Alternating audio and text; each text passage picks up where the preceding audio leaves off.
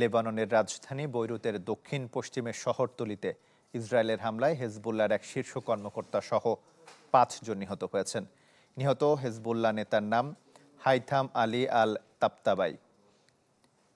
দাহিয়ে জেলার আবাসিক ভবন লক্ষ্য করে চালানো হামলায় আহত হয়েছেন অন্তত ২৮ জন। যুদ্ধবিরতির মধ্যে এমন হামলা চালিয়ে ইসরায়েল গুরুতর সীমারেখা লঙ্ঘন করেছে বলে দাবি হেজবুল্লাহর।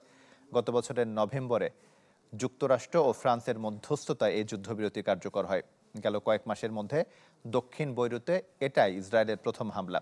তেল আবিবের দাবি, হেজবুল্লাহ নিজেদের সামরিক ক্ষমতা পুনর্গঠনের চেষ্টা করছে, সেই সাথে চোরাপথে অস্ত্র আনছে লেবাননে। পাশাপাশি তারা রকেট ও ক্ষেপণাস্ত্রের বিকল্প হিসেবে বিস্ফোরক ড্রোনের উৎপাদন বাড়াচ্ছে।